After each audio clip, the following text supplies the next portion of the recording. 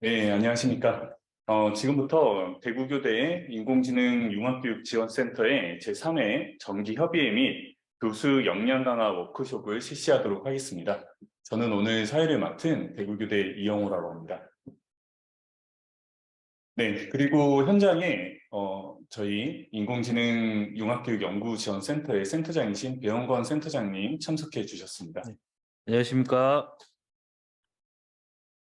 네, 그리고 대구교대 컴퓨터교육과 김우열 교수님 참석해 주셨습니다. 안녕하십니까. 네. 오늘 행사는 제3회 정기협의회 및 교수 역량 강화 워크숍입니다. 제3회 정기협의회는 이전에 실시하였던 권역별 협의회에서 실시한 협의 내용을 바탕으로 협의 내용에 대한 안건 소개와 그리고 질의응답 시간을 가져보도록 하겠습니다. 다음으로 교수 역량 강화 워크숍이 진행됩니다. 네. 오늘 정기협의회 및 교수 역량 강화 워크숍은 현재 대구교육대학교 상록교육관에서 온 오프라인 동시에 진행되고 있으며 본 협의회 및 워크숍 내용은 녹화를 실시하여 저희가 온라인 플랫폼상에 공유하도록 하겠습니다. 네. 그럼 그 정기협의회에 앞서 저희 센터장이신 배영건 센터장님의 인사 말씀을 먼저 듣도록 하겠습니다. 네, 교수님도 안녕하십니까. 센터장 맡고 있는 배영건입니다. 오늘 바쁘신 시간을 또 할애해 주시고 오늘 같이 정기협의회를 하게 돼서 또 오늘 정기협의회와 또 교수 역량 강화 워크숍까지 같이 진행하게 되었습니다. 오늘은 대학별 졸업 논문 소개, 그리고 졸업생 활용 방안, 그리고 학점 교류 수요 조사 결과 안내까지 같이 뜻깊은 시간이 될 수 있도록 하면 좋을 것 같고, 이어서 우리 교수 역량 강화 워크숍을 위해서 네이버 AI랩의 하정우 소장님과 카이스트 김진현 명예교수님까지 워크숍까지 같이 진행합니다. 모쪼록 의미 있는 시간이 되면 좋겠습니다. 네, 감사합니다. 네, 그럼 먼저 협의 일정에 대해서 안내해 드리도록 하겠습니다.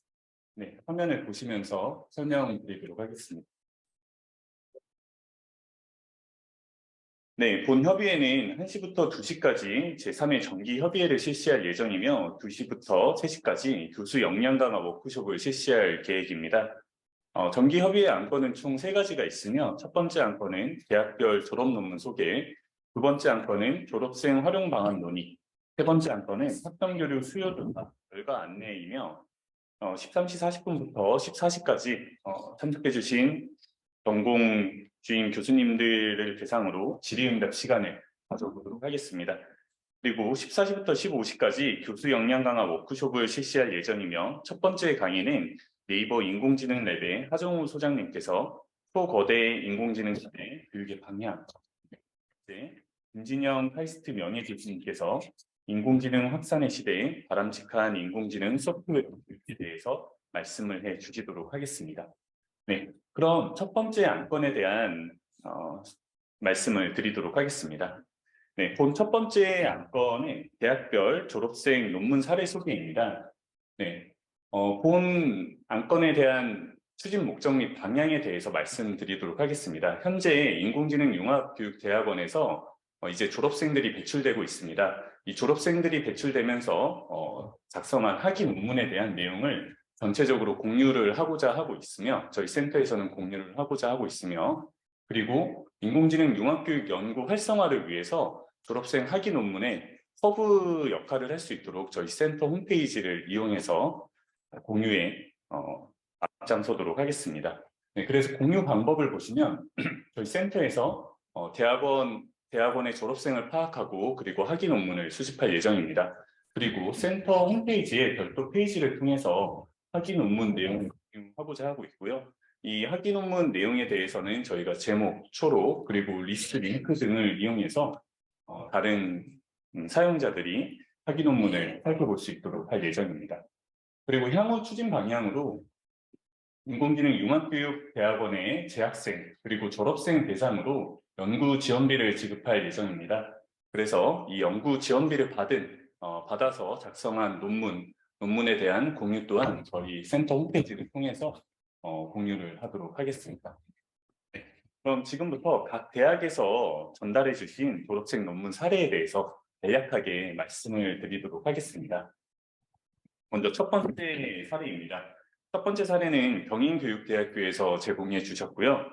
논문의 제목은 데이터 이해 기반 인공지능 교육 프로그램의 개발과 적용 부분입니다. 이 부분은 초등학생을 대상으로 하고 있으며 데이터 이해 기반의 인공지능 기초교육 프로그램 개발에 관한 연구를 실시한 학위입니다. 네.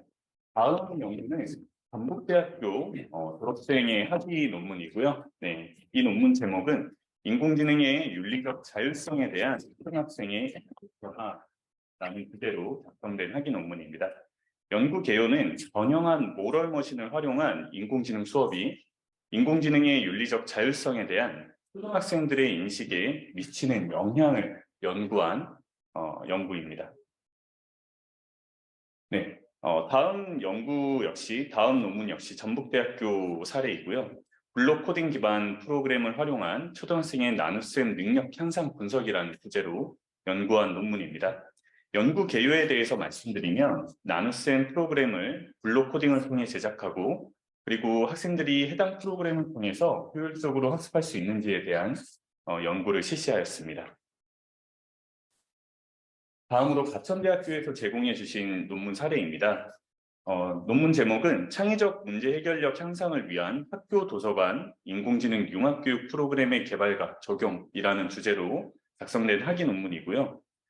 연구 개요로 학생들을 위해 학교 도서관에서 자유학기제 주제 선택 수업으로 독서 활동과 그리고 인공지능 교육용 온라인 도구를 융합한 인공지능 융합교육 프로그램을 개발하고 적용한 연구를 실시하였습니다. 네, 다음 사례 또한 가천대학교에서 제공한 사례입니다. 초등학생을 위한 인공지능 융합 프로그램 개발 및 융합교육 프로그램 개발 및 효과성 분석에 관한 연구를 해주셨습니다. 연구 개요로 초등학생을 위한 인공지능 이해, 원리 활용, 사회적 가치를 모두 포함한 인공지능 융합교육 프로그램을 개발하고 그 효과성에 대해서 그리고 효과성을 측정할 때 인공지능에 대한 학습태도 그리고 인공지능 윤리성, 성별 차이 등에 대한 분석을 실시한 연구를 실시하였습니다. 네, 다음 사례 또한 현대학교에서 제공해 주신 사례입니다.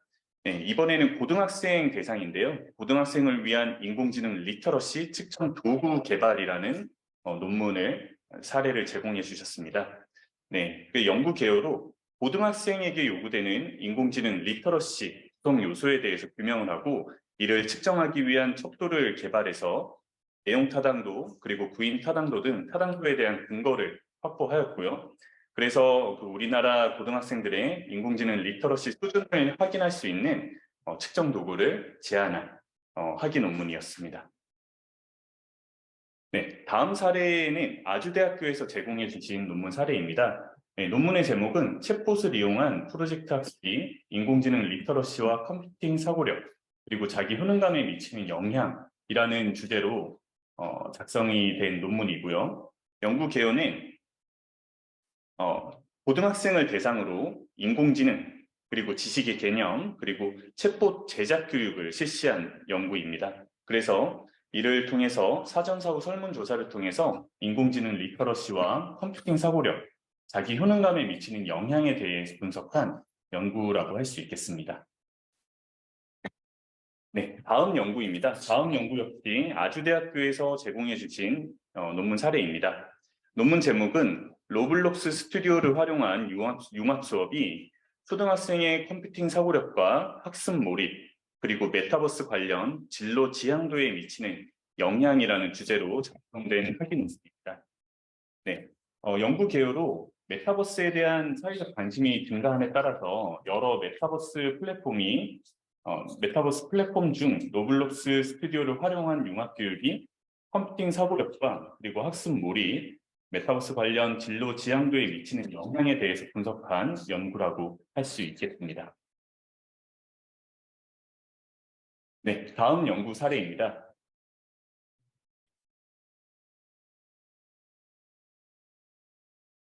다음 연구 사례는 제주대학교에서 제공해 주신 연구 사례이고요. 이 연구는 중학교 기술교과에서 컴퓨팅 사고력 향상을 위한 인공지능 기반 수송 기술 문제 해결 프로그램 개발이라는 주제로 구성된 학위 논문입니다. 네, 연구 개요로 인공지능 융합 교육의 핵심 역량을 컴퓨팅 사고력이라고 이 논문에서는 살펴봤고요. 그리고 이 컴퓨팅 사고력 향상을 위해서 기술 교과에서 인공지능 융합 교육을 할 수 있는 교수학습 프로그램을 개발하여 그 효과성을 탐색한 연구라고 할 수 있겠습니다. 다음 사례 제주대학교에서 제공해 주신 논문 사례입니다. 네, 이번에는 초등학교 대상인데요. 초등학교 3, 4학년 학습자를 위한 온 작품 읽기 기반 인공지능 융합교육 프로그램 개발입니다. 네, 이 연구는 초등학교의 3, 4학년 수준에 적절한 온 작품 읽기 기반의 인공지능 융합교육 프로그램을 개발하고 또 이를 적용하여 효과적으로 인공지능을 배울 수 있는, 인공지능을 학습할 수 있는 방법을 제안한 연구라고 할 수 있겠습니다. 네, 다음 사례 역시 제주대학교에서 제공해 주신 사례입니다. 논문 제목은 인공지능 수학 융합교육 방안 연구이며 특히 특성화 고등학교를 중심으로 연구된 학위 논문입니다. 이 연구는 특성화 고등학교 학생을 위한 인공지능 수학 융합 교육을 위한 방안을 모색하고 이에 대한 프로그램을 개발해서 그 효과성을 탐색한 연구라고 할 수 있겠습니다. 다음 사례 역시 제주대학교에서 제공해 주신 사례입니다. 인공지능 체험 교육을 통한 인공지능에 대한 초등학생의 인식 변화 연구라는 제목으로 작성된 학위 논문이고요. 이 연구는 이제 초등학교 3학년에서 6학년 대상으로 인공지능 체험 교육, 이 인공지능 체험 교육이 학생들의 인식 변화에 어떤 영향을 주는지에 대한 효과성 분석 연구라고 할 수 있겠습니다. 네, 다음은 춘천교육대학교에서 제공해 주신 논문 사례입니다. 논문의 제목은 챗봇을 활용한 튜터 튜티 활동이 학생들의 의사소통 능력에 미치는 영향이라는 주제로 작성된 논문이고요. 이 논문은 초등학생을 대상으로 초등학교에서 챗봇을 활용한 튜터 튜티 활동이 학생들의 의사소통에 어떤 영향을 미치는지, 그리고 이런 챗봇을 활용한 수업이 학습자들의 참여 태도, 그리고 실제 의사소통 능력을 학습시키는지, 그리고 챗봇이 교실 내에서 어떠한 역할을 할 수 있는지에 대한 연구가 실시되었습니다. 사례입니다. 다음 사례 역시 춘천교육대학교에서 제공해 주신 논문 사례이고요. 초등교육과정에 적용하기 위한 디지털 배지의 설계라는 논문 제목입니다. 이 연구는 디지털 배지의 교육적 기능과 이점에 대해서 살펴보고 이를 초등학교 5학년 2학기에 수학교과에 적용하기 위한 교육용 디지털 배지를 설계하는 방안에 대한 연구가 실시되었습니다. 네, 다음 연구 사례입니다. 다음 연구 사례는 광주교육대학교에서 제공을 해주셨고요. 네, 빅데이터를 활용한 특수교육 대상 학생의 통합교육 언론 보도에 대한 인식 분석이라는 주제로 학위 논문이 작성되었습니다. 네, 이 논문은 빅데이터를 활용한 텍스트 분석 기법을 활용해서 통합교육과 관련된 언론 보도에 대한 사회적인 인식을 분석한 연구이고요. 네, 이 언론 보도를 파이썬을 활용한 크롤링을 통해서 데이터를 수집하고 빅데이터 분석 도구, 텍스트 빅데이터 분석 도구를 활용하여 분석한 결과를 바탕으로 시사점을 제공한 연구라고 할 수 있겠습니다. 네, 이상으로 그 각 대학별 졸업생 논문에 대한 사례에 대해서 말씀을 드렸습니다. 네, 이 외에도 다양한 대학에서 이제 졸업생들이 배출되고 있으며 이 배출된 졸업생들의 다양한 논문에 대해서는 저희 센터에서 논문을 수집하여 저희 센터 홈페이지에서 공개를 하여서 저희 센터가 그 학술 연구의 허브가 될 수 있도록 앞으로 진행을 해 나가도록 하겠습니다. 네, 이상으로 첫 번째 안건에 대해서 말씀을 드렸고요. 다음으로 두 번째 안건인 졸업생 활용 방안 논의에 대한 안건에 대해서 말씀을 드리도록 하겠습니다. 네, 이 두 번째 안건인 졸업생 활용 방안 논의에 대한 안건은 저희가 2주에서 3주 정도 전에 실시된 번역별 협의회에서 논의된 내용을 바탕으로 그리고 번역별 협의회뿐만 아니라 교수님들께서 작성해 주신 전문가 자문서의 의견 내용을 바탕으로 정리한 내용을 공유하는 시간을 갖도록 하겠습니다. 네, 그럼 화면을 보면서 말씀을 드리도록 하겠습니다. 네, 전체적으로 말씀을 드리기에 앞서서 교수님들께서 주신 방안에 대한 종합적인 의견은 졸업생들의 인력풀을 만들어서 그 인력풀을 학교뿐만 아니라 교육청 그리고 대학에서 잘 활용할 수 있도록 하는 것이 필요하다라는 공통적인 의견을 주셨습니다. 네, 그럼 구체적으로 각 학교에서 제안한 의견에 대해서 제가 간략하게 말씀을 드리도록 하겠습니다. 네, 먼저 세종대학교에서 주신 의견입니다. 세종대학교에서 주신 의견은 먼저 초중등 교사들에 대한 전파교육, 인공지능 교육에 대한 전파교육, 그리고 학생들을 대상으로 한 인공지능 활용 교육 기회를 제공할 필요가 있다라고 하셨으며, 이를 하면서 교사에 대한 인센티브와 가산점을 제공해 줄 필요가 있다라고 하셨습니다. 그래서 인공지능 교육 시범학교나 인공지능 전문교사 등의 선정에 졸업생들을 적극 활용해야 된다라고 의견을 주셨습니다. 다음으로 제주대학교에서 주신 의견입니다. 제주대학교에서는 인공지능 융합교육대학원 졸업생을 새로운 교사 연수 프로그램의 강사로 활용할 필요가 있다라고 말씀을 하셨고요. 그리고 연수 프로그램과 교실이 연계할 수 있는 수업안을 제작해서 수업안을 제작함에 있어서도 졸업생을 활용하여 수업안을 제작하고 공유할 필요가 있다라고 하셨습니다. 다음으로 경북대학교에서 주신 의견입니다. 네, 현재 현직 및 예비교사의 인공지능 역량 강화를 위한 아이에답 번역별 사업이 시작되었다고 합니다.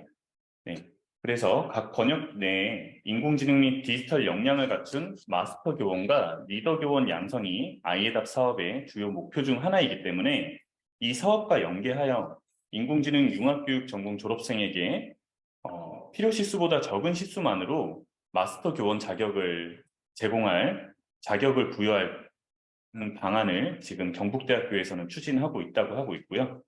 그리고 이 졸업생을 활용하여 다수의 마스터 교원을 신속하게 양성하고 리더 교원, 일반 교원으로 인공지능 교육이 확산될 필요가 있다라고 제시를 해주셨습니다. 다음으로 광주교육대학교에서 제시해준 의견입니다. 광주교육대학교에서는 인공지능 융합교육 컨설턴트가 필요하다고 하셨습니다. 네, 그래서 교육대학교와 사범대학교, 시도교육청 및 교육부 연계 인공지능 융합교육 프로그램을 졸업생들이 개발하고 그리고 운영하는데 참여할 필요가 있다라고 하셨고요. 그리고 인공지능 융합교육 관련 교육 콘텐츠 및 교재 개발 역할을 수행할 필요가 있다라고 하셨습니다. 그리고 인공지능 및 데이터 과학 분야의 교육 전문 컨설턴트 또는 자문 수행을 할 필요가 있다고 하였으며 정책 수립에도 참여할 수 있는 기회를 제공할 필요가 있다라고 하셨습니다. 이뿐만 아니라 인공지능 융합교육에 관심 있는 교사들과 지역 커뮤니티와 네트워크를 구축하는 데 구심점이 될 필요가 있다라고 제시를 해주셨고요. 그리고 졸업생들의 지식과 경험을 공유하고 협력할 수 있는 다양한 기회를 제공할 필요가 있다라고 의견을 주셨습니다. 다음으로 아주대학교에서 주신 의견입니다. 아주대학교에서는 인공지능 융합교육 그리고 에듀테크와 관련된 연수에 강의자로 졸업생들을 활용할 필요가 있다라고 하셨고요. 그리고 실제 수업 적용 사례에 대한 공유를 할 수 있는 특강에 강사로 활용할 필요가 있다라고 하셨고, 인공지능 융합교육 교재 집필, 그리고 연구의 구성, 그리고 관련 캠프 시 참여할 수 있는 그런 기회를 제공할 필요가 있으며, 이를 종합적으로 요약하면 졸업생 인력풀에 대한 플랫폼을 구축하여 활용할 필요가 있다라고 제시를 해 주셨습니다. 다음으로 춘천교육대학교에서 제공해 주신 의견입니다. 춘천교육대학교에서는 현재 지금 다시 말씀드리겠습니다. 교육청 중심으로 시행되고 있는 인공지능 융합교육 연수가 다수 있는데, 이 다수의 인공지능 융합교육 연수에서 졸업생들이 강사로 활용되면 좋겠다라고 의견을 주셨고요. 그리고 교사 양성 기간의 수업 시간, 강의 시간에 부분 위촉 강사로 초빙하는 방안 또한 제시를 해주셨습니다. 네, 이를 통해서 인공지능 융합교육 사례에 대한 교육을 담당할 수 있도록 기회를 주는 방안에 대해서 말씀을 해주셨고요. 그리고 초, 중, 고등학교에서 시행되는 교내 연수와 인공지능 융합교육의 교내 연수 및 인공지능 융합교육 확산과 관련된 연수에 참여를 할 수 있는 기회 제공 뿐만 아니라 교육청 및 대학을 중심으로 시행되는 초중 고등학생, 학생 대상의 캠프에서 교사로 초빙하는 방안, 그리고 교사 연구회에서 선도적인 역할을 수행할 수 있는 그런 역할 부여에 대해서 말씀을 해주셨습니다. 다음으로 가천대학교에서 주신 의견입니다. 가천대학교에서는 재학생 대상의 특강 강사로 초빙하는 방안을 제시해 주셨습니다. 이미 졸업한 졸업생들을 대상으로 졸업 논문, 트랙 선정 동기, 그리고 논문 주제 등과 관련해서 현재 재학생들의 논문 과정에 의사결정에 도움을 줄 수 있는 이러한 역할을 부여할 필요가 있다라고 제시를 해주셨고요. 현재 진행되고 있는 디지털 새싹 캠프에 강사로 활용하는 방안 또한 제시를 해주셨습니다. 이뿐만 아니라 교육학과 및 교육대학원에 기타 전공 강사로 활용할 수 있는 방안 또한 제시를 해주셨습니다. 네, 다음으로 전북대학교에서 제공해 주신 의견에 대해서 말씀을 드리도록 하겠습니다.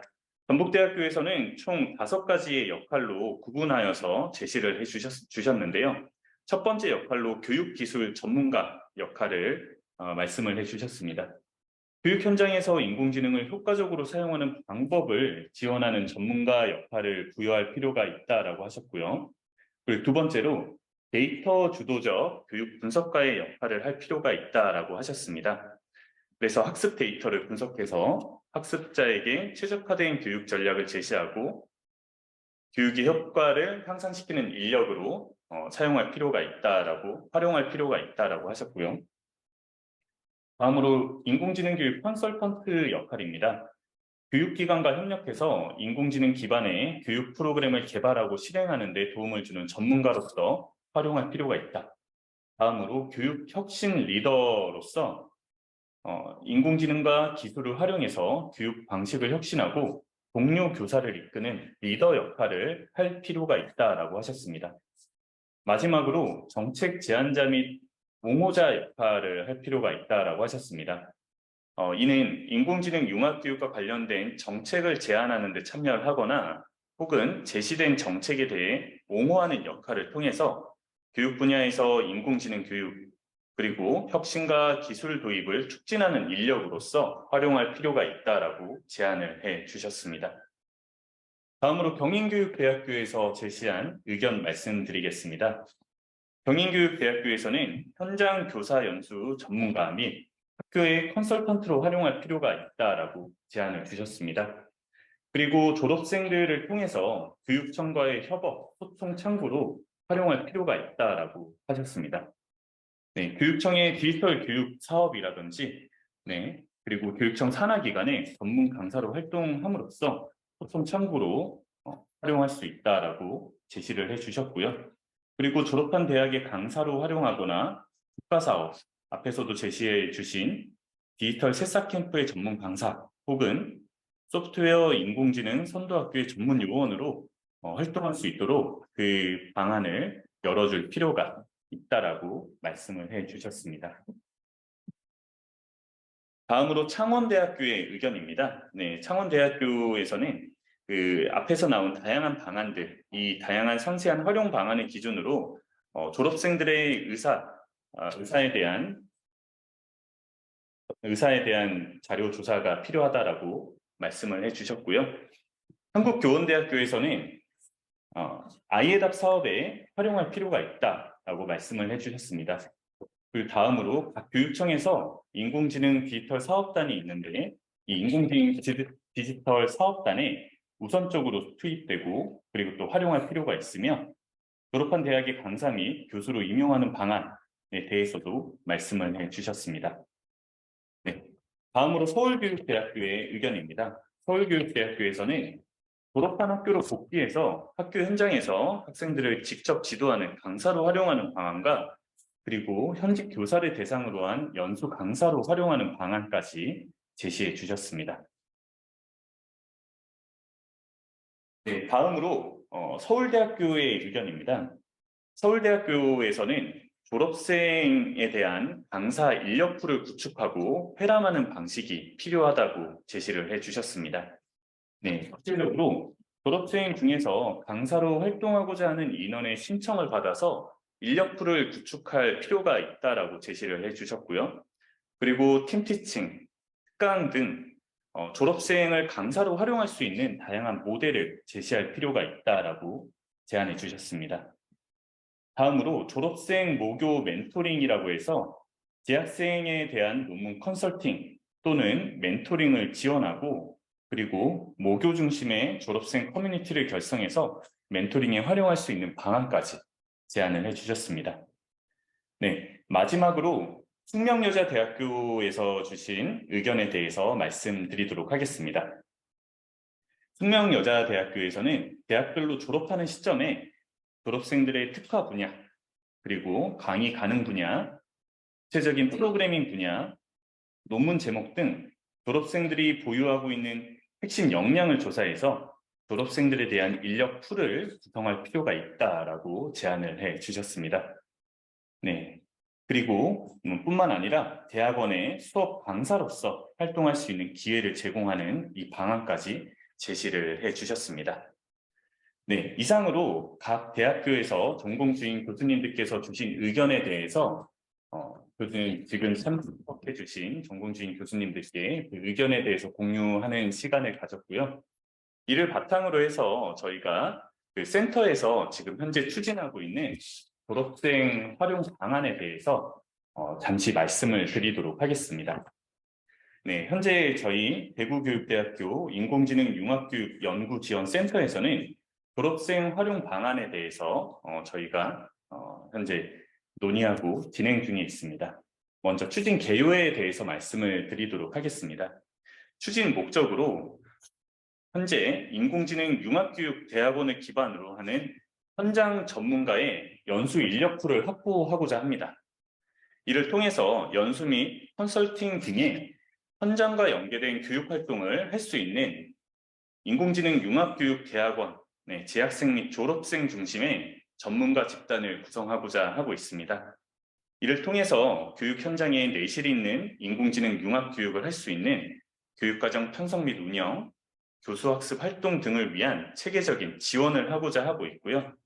또 이를 통해서 우수 사례를 발굴하고 확산을 통한 현장에 대한 인공지능 융합 교육에 대한 지원, 그리고 교육 현장 방문을 통한 교육 실태를 파악하고 다양한 연수 그리고 컨설팅 사례를 공유를 함으로써 지속 가능한 현장 지원 체계를 구축하고자 하고 있습니다. 추진 방향으로 대상은 앞서 말씀드린 바와 같이 인공지능 융합교육대학원의 졸업생 및 재학생을 대상으로 하고 있습니다. 특히 저희 1차년도 사업은 졸업생을 중심으로 진행할 예정 중에 있습니다. 네, 내용은 총 3가지가 있습니다. 1교 1담임 컨설팅, 그리고 찾아가는 인공지능 융합교육 강사단, 3번째로 인공지능 융합교육 꿀팁, 무원 멘토링 연수, 이렇게 총 3가지의 사업을 저희가 지금 진행할 계획 중에 있습니다. 네, 그래서 각 사업에 대해서 간략하게 말씀을 드리도록 하겠습니다. 네, 오른쪽 표를 보시면 저희 연계 사업 3가지에 대한 세세한 내용이 나와 있는데요. 첫 번째 연계 사업에 대해서 말씀드리도록 하겠습니다. 첫 번째 사업은 1교 1담임 컨설팅입니다. 네, 사업명에서도 알 수 있듯이 이 컨설팅은 각 학교에서 인공지능 융합교육을 희망할 때 어떤 식으로 하면 되는지에 대한 컨설팅을 할 때 저희 인공지능 융합교육 지원센터에서 구축한 인력풀의 선생님이 컨설팅을 하는 방식입니다. 네, 인공지능 융합교육 선도학교를 운영하거나 인공지능 교육과정 개선, 인공지능 기반 교수학습 개선 등 단위 학교의 희망에 따른 컨설팅을 제공하는 방향이고요. 두 번째 연계 사업은 찾아가는 인공지능 융합교육 강사단입니다. 이는 각 학교에서 필요한 연수를 함에 있어서 그 연수 강사 인력풀을 저희가 제공하는 방식인데요. 인공지능 융합교육 교사 역량 강화를 위해서 찾아가는 현장 맞춤형 연수라고 보시면 되겠습니다. 네, 세 번째 연계 사업은 인공지능 융합교육 교원 멘토링 연수입니다. 네, 이는 인공지능 융합 수업과 관련된 소규모 연수를 희망하는 수요자 맞춤형 멘토 멘티 연수라고 보시면 되고요. 현재 졸업생들이 멘토가 되고, 그리고 졸업생 주변에 있는 선생님들이 멘티가 되어서 자율적으로 연수를 운영하는 방식, 그리고 저희 센터에서 연수비 등을, 강사비 등을 지원하는 방식이라고 보시면 되겠습니다. 이러한 사업을 추진하기 위해서 현재 저희가 인력풀을 구성하고, 그리고 인력풀 구성을 진행하고 있습니다. 네. 그리고 사후 완성이 되는 플랫폼에 이 인력풀을 등록하여서 그 매칭 시스템에 활용할 예정이고요. 4월 21일 기준으로 현재 109명이 모집되었습니다. 재학생과 졸업생이 보시는 바와 같이 모집되었고요. 참여 희망 사업에 있어서는 공복 응답을 저희가 허용을 했습니다. 그래서 많은 선생님들께서 공복적으로 여러 사업에 참여하고 싶다라는 의견을 보여주셨습니다. 그리고 저희가 컨설팅 영역에 있어서 지역별로 저희가 구분을 했습니다. 각 선생님이 어느 지역까지 할 수 있는지, 그래서 학교에서 신청이 들어왔을 때 저희가 매칭을 어떻게 해줄 수 있는지에 대한 데이터까지 저희가 받고 있습니다. 그리고 희망 지역은 보시는 표와 같고요. 컨설팅 가능 영역 역시 저희가 중복적으로 응답을 허용했기 때문에 다양한 영역의 선생님들께서 본인이 졸업생들이 그리고 재학생들이 컨설팅이 가능하다라고 제시한 상황입니다. 네, 이상으로 그 두 번째 안건인 졸업생 활용 방안에 대한 안내를 드렸습니다. 네, 이어서 마지막 안건인 학점교류 수요조사 결과에 대한 안내를 드리도록 하겠습니다. 네, 저희가 작년 협의회부터 학점교류에 대한 내용 및 1차 년도 사업에 대한 1주기 사업에 대한 결과 및 그리고 2주기에서 어떤 식으로 할 것인지에 대한 내용에 대해서 말씀을 드렸고요.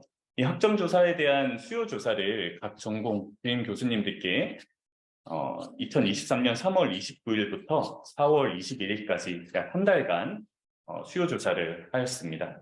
그 조사 대상은 인공지능 융합교육 전공의 주임 교수님이시고요. 네, 학점교류에 대한 그 응답을 해주신 학교가 학점교류에 대한 저희 수요조사에 대한 응답을 해주신 학교는 총 13개의 학교였습니다. 13개 학교 중에서 12개 교는 학점교류에 대해서 희망하지 않는다라고 대안을 제시를 해주셨고요.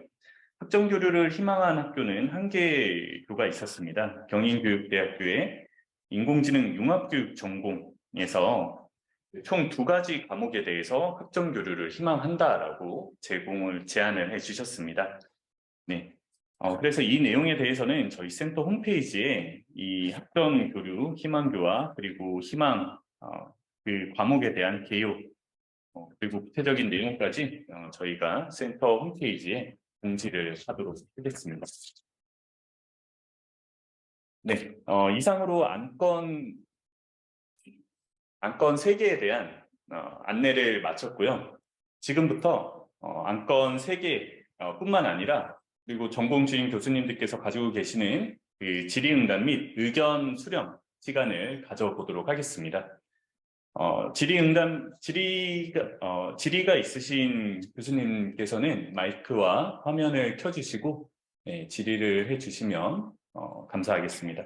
그리고 이것뿐만 아니라 함께 토의해야 될 내용이 있다면 말씀을 해주시면 같이 이 자리에서 토의를 진행하는 방식으로 진행하도록 하겠습니다.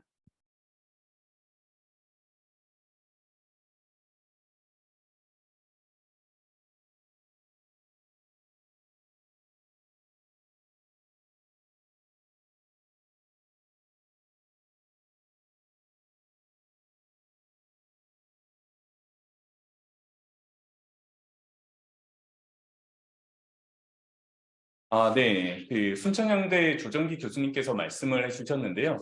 네. 만족도 조사 결과에 대해서, 저희가 현재 만족도 조사, 작년에 실시한 만족도 조사 결과는 저희가 현재 보유하고 있고요. 다른 타 대학에 대한 만족도 조사 결과는 공유할 수 없지만, 해당 대학에 있는 만족도 조사 결과가 필요하시다면 저희 센터로 연락을 주시면 저희가 공유를 하도록 하겠습니다. 그리고 저희가 4월 중으로 다시 한번 만족도 조사를 실시할 예정입니다. 이는 교육부에서 다시 한번 만족도 조사를 실시해 달라는 요청이 있어서 저희가 좀 실시를 하려고 계획 중에 있습니다. 네.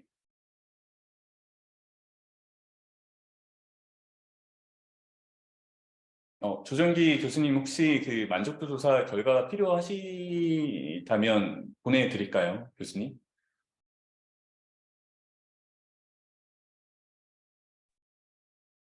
네, 순천향대 조정기입니다. 네, 부탁드립니다. 예, 알겠습니다. 바로 보내드리도록 하겠습니다. 네, 감사합니다. 네네.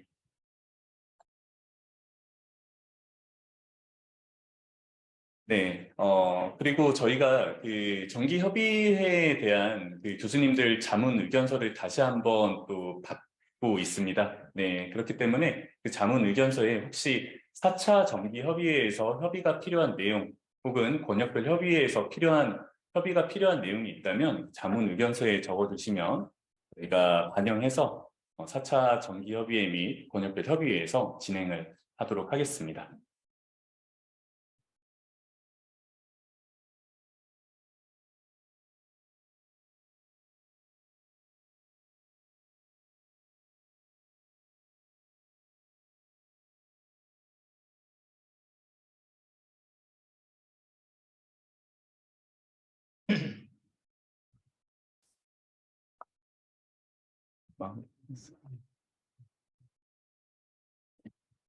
네, 교수님들 다른 안건은 아마 조금 소개가 되고 지속적으로 아마 협의하면서 아마 좋은 의견들이 좀 더 나올 것 같고요. 저희 센터에서는 학점 교류 관련해서 교수님들하고 조금 의견을 좀 더 나누면 좋겠다는 생각을 합니다. 아마 저희 학교도 마찬가지인데 학과에서는 학점 교류나 이런 것들을 하려고는 하는데 실제 이제 제도적으로 조금 안 되어 있는 부분, 정비가 좀 필요한 부분이 대학별로 있는 것 같습니다. 그런 보완이 조금 필요한데 대학 간 상호 간 아마 매칭이 되거나 조금 학점 교류를 원하는 대학이 늘어나면 아마 이런 것들의 어떤 제도 정비도 조금 필요한 사안이라 교수님들의 다양한 의견을 주시면 감사하겠습니다.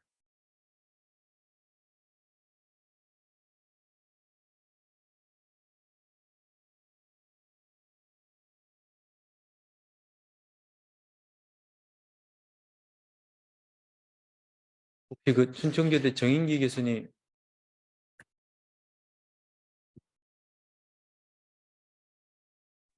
네, 교수님, 예, 혹시 학점 교류 관련해서 혹시 교수님 좋은 의견 있으시면 주시면 감사하겠습니다.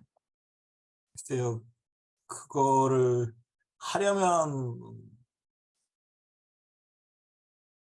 글쎄요, 지금 하겠다라는 학교는 한 학교인데, 어떻게 해야 될지 모르겠는데, 상당히 해결돼야 될 게 많을 것 같은데요. 학교에서도 그렇고, 이게 학점 교류할 때 등록금 문제도 그렇고, 또 지금 여러 가지가 있을 것 같은데, 그런 거를 체계적으로 좀 접근을 해주시면 그래도 필요성은 어느 정도 좀 있지 않을까 그렇게 생각을 합니다. 그래서 그냥 시작하는 것보다 거기에 제반되는 행정사항들을 좀 면밀하게 좀 생각을 해주셨으면 합니다. 교수님, 저희도 이제 그 센터에서도 적극적으로 학점 교류를 추진하려고 하는데, 아마 경인 교수님 말씀하신 것처럼 행정적인 처리가 선결돼야 되는 부분이 여러 개 있는 것 같습니다. 그래서 대학원 차원에서 이게 이제 교대 같으면 활발하게 이루어지지 않은 사안이다 보니까 현재 제도 실제 활성화시키는데 좀 여러 가지 장벽이 조금 있는 것 같거든요. 그래서 아마 정희 교수님은 이제 제도적인 정비가 좀 진행이 되면 춘천교대도 참여가 가능한지 이런 거 한번 여쭤보겠습니다. 참여가 불가능하지는 않겠죠. 근데 지금 강원도 같은 경우에는 강원대하고 우리라 사실은 대상이 좀 많이 달라서 뭐 필요한 사람들한테는 뭐 못 하겠다 뭐 이런 생각은 안 가지고 있습니다. 알겠습니다. 혹시 다른 교수님들 혹시 의견 있으시면 자유롭게 주시면 감사하겠습니다.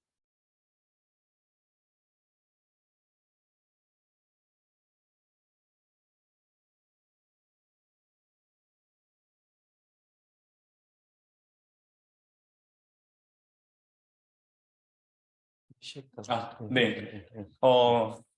그럼 혹시 교수님 다른 의견이라든지 혹시 논의사항이 필요하면 저희가 센터에서 보내드리는 전문가 자문서에 작성을 해주시면 저희가 반영해서 다음 정기 협의회 때 의논할 수 있도록 그렇게 하겠습니다. 네, 다음 순서는 저희가 교수 역량 강화 워크숍인데요. 이 교수 역량 강화 워크숍은 2시부터 시작되는 걸로 계획되어 있습니다. 그럼 잠시 쉬었다가 2시에 교수 역량 강화 워크숍을 실시하도록 하겠습니다. 네, 그럼 잠시 휴식 시간을 가지도록 하겠습니다. 모두 수고 많으셨습니다. 수고하셨습니다. 네, 교수님들 잠시 쉬었다가 또 이제 워크숍, 교수 역량 강화 워크숍 바로 시작하도록 하겠습니다.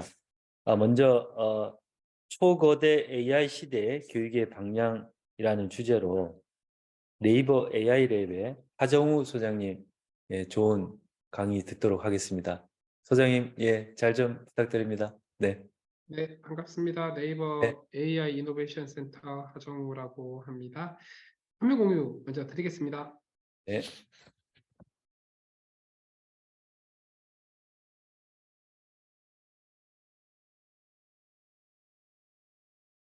네, 잘 보이실까요? 네. 네, 디자인팀에서 뭔가 다른 일로 좀 자료를 부탁드렸더니 원래 제 자료보다 훨씬 예쁘게 만들어 주신 것 같습니다. 그러니까 초거대 AI 시대 교육 방향 관련해서 좀 소개를 드릴 것 같은데, 뭐 제가 교육에 대해서 잘 모르다 보니까 제가 생각하는 부분들, 어떤 영향을 미치게 될지 이런 것들 좀 소개를 드리게 될 것 같고요. 30분 정도 쓸 수 있다라고 해서 최대한 시간을 맞춰서 진행해 보겠습니다.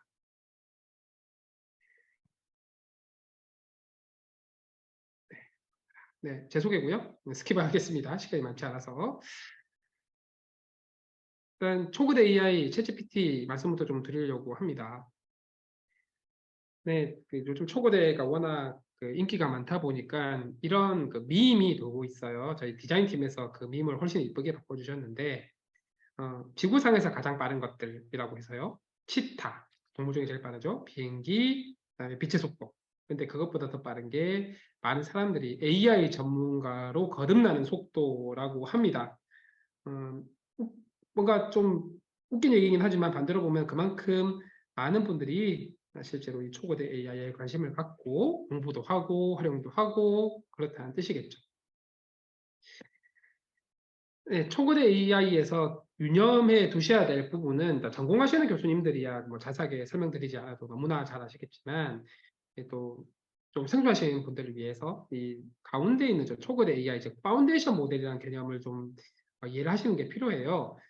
과거 AI는 특정 문제만을 잘 풀기 위해서 데이터를 잘 구축해서 만들었었죠. 학습을 통해서.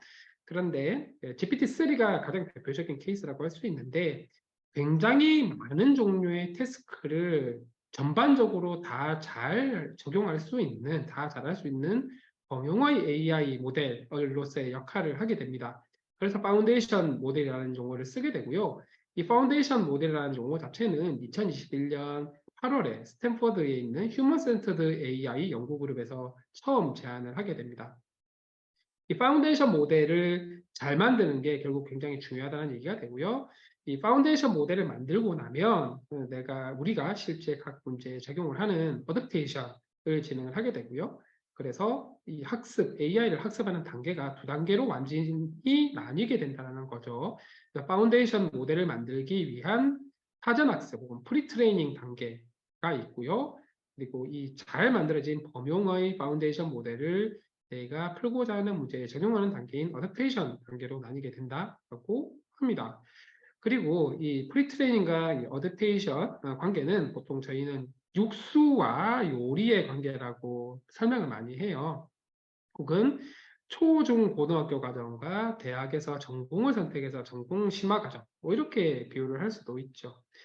육수를 굉장히 잘 끓이고 초, 중, 고에서 기반을 탄탄히 하는 게 그 이후 과정에 영향을 주듯이 이 프리트레이닝 과정이 굉장히 중요하고요. 이 프리트레이닝을 잘하기 위해서 필요한 3요소가 여기 있는 일단 데이터, 엄청나게 많은 데이터가 필요하고 이제는 그 데이터로부터 학습을 해야 되는데 사람이 정답을 다는 게 아니라 AI가 스스로 정답을 정의할 수 있는 자가지도 학습 기법을 사용을 하게 됩니다. 그리고 마지막으로 그 모델 구조 관점에서 이 많은 데이터를 충분히 많이 제대로 활용을 하려면 모델을 충분히 키울 수 있어야 되는데요. 그 모델을 키우는 거를 가능하게 한 모델이 사실 2017년에 구글에서 발표한 트랜스포머라고 하는 모델입니다. 그래서 기억하실 세 가지 용어가 트랜스포머, 자가지도 학습, 그리고 엄청나게 많은 데이터입니다. 이 세 가지 덕분에 초거대 AI 범용 파운데이션 모델이 만들어질 수 있었다라는 부분 기억해 주시면 될 것 같습니다.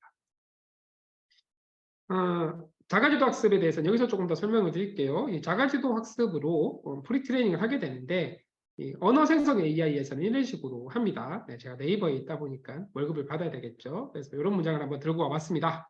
네이버는 대한민국의 초거대 AI 주권을 수호할 거의 유일한 대안이다. 팩트 여부와는 상관없이 이렇게 들고 와봤고요.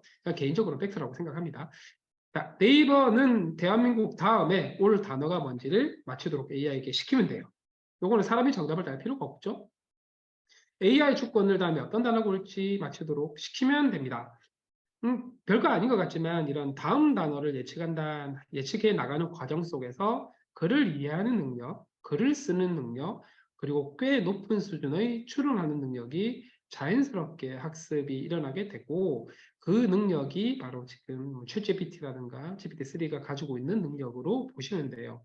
단 이게 발현이 되려면 데이터를 엄청 많이 학습을 해야 되고 모델도 엄청나게 커져야 한다라는 게 중요하죠. 그래서 우리는 규모가 만든 혁신이라고 얘기를 합니다. 챗GPT가 엄청나게 큰 임팩트를 보여준다고 얘기를 해요. 역시 그 알파고보다 더 큰 임팩트를 주는 부분은 바둑이라는 특정 분야가 아니라 일상생활에서 일하는 데서 항상 쓰는 바로 이 글쓰기를 사람을 도와줄 수 있다는 부분인 것 같아요. 사람들이 살아가는데 직접적으로 영향을 주고 도움을 받을 수 있기 때문인 것 같고요. 이 챗GPT는 정의를 할 때 GPT 3.5 혹은 GPT 4를 대화 형태의 인터페이스로 제공하는 서비스 정도로 이해를 하시면 돼요. 그래서 챗GPT 뒤에 있는 어떤 형태의 모델이 들어가도 상관이 없다라고 보시면 될 것 같고요. 2021년 12월 30일에 처음 공개가 됐는데 5일 만에 전 세계 사용자 100만 그리고 2달 만에 전 세계 월 사용자 1억 이상을 달성을 하게 됩니다. 엄청난 속도죠. 이 비결은 사실 제가 스타트업이나 기업 하시는 분들에게 강조하는 부분은 이 부분입니다. GPT 3.5, 지금은 GPT 4이지만 굉장히 똑똑하고 엄청난 기능을 제공을 하죠. 근데 그 기능을 누구나 쉽게 접근하고 사용할 수 있도록 하는 저 UX, 대화형 UX 정말 쉽게 제공을 했기 때문에 전 세계 수억 명의 사용자들이 쓰게 되었다라는 부분이 정말 중요한 것 같습니다. 챗GPT를 구성하는 3요소를 저는 이렇게 보고 있습니다. 첫 번째는 정말 잘 학습이 된 똑똑한 초거대 AI가 있어야 됩니다. GPT-3죠. 두 번째는 이 GPT-3만 놓고 보면은 어떤 명령이나 예시문을 잘 주면 다행인데 잘못 주면은 원하지 않는 혹은 품질이 떨어지는 글들을 생산하는 경우가 있어요. 아무 말 대잔치라고 얘기를 합니다. 이런 부분들을 해소를 하기 위해서는 사실 추가 학습 데이터가 필요합니다. 오픈 AI에서는 이를 인스트럭트 데이터라고 얘기를 했고요. 인스트럭트 러닝이라고도 얘기를 합니다. 이걸 하기 위해서 전문가들이 막 고용을 해가지고 특정 명령에 대해서 사용자들이 내린 질문이나 명령에 대해서 모범 답안을 쓰게 했어요. 그 모범 답안으로 정답을 가지고 추가 학습을 하게 되는 거죠. 그렇게 해서 만들어진 게 GPT 3.5고요. 그리고 나서 좀 더 뒤에 복잡한 것들이 있지만 좀 더 간단하게 설명을 드리면 이렇게 만들어진 GPT 3.5를 전 세계 사용자들에게 오픈 베타를 하면서 그 사용자들에게 피드백을 받아가면서 강화 학습을 계속 진행을 하게 됩니다. 그래서 매번 서비스를 운영하면서 점점점 더 글을 잘 쓰게 되는 형태로 파이프라인이 만들어져 있죠. 그래서 저는 보통 냉면의 비유를 하는데 냉면을 만들 때는 사실 육수가 제일 중요합니다. 육수가 없으면 냉면을 끓일 수가 없죠. 그 GPT-3 같은 규모가 만든 초거대 AI에게 육수라고 보시면 되고요. 어쨌든 냉면을 만들려면 육수만 가지고는 안 되죠. 여러 가지 재료들이 GPT 3.5를 만드는 데 필요한 추가 학습 데이터라고 보시면 될 것 같습니다. 예, 전문가들의 노하우가 필요한 거예요. 그리고 나서 마지막으로 냉면의 맛을 살리는 건 겨자와 식초 같은 부가적인 것들이죠. 이런 것들의 역할을 하는 게 강화학습이다라고 보시면 됩니다. 그래서 완전히 새로운 능력이 생기는 건 아니지만 어떤 거짓말하는 거라 얘기를 하죠. 할루시네이션 부분을 상당히 많이 완화하거나 품질 자체를 조금 더 올릴 수 있는 이런 것들의 역할을 하게 되는 거죠. 네, 아무래도 교육 관련 이어가지고 제가 한번 들고 와봤습니다. 챗GPT를 활용을 해서 어떤 새로 생긴 사실 이 인공지능 학과를 만드는 게 맞다, CS에서 그냥 강하는 게 맞다에 대해서는 논외로 치더라도 이렇게 교과목 편성 같은 데도 조금 도움을 받을 수 있어요. 그래서 제가 챗GPT에게 이거 GPT 3.5입니다.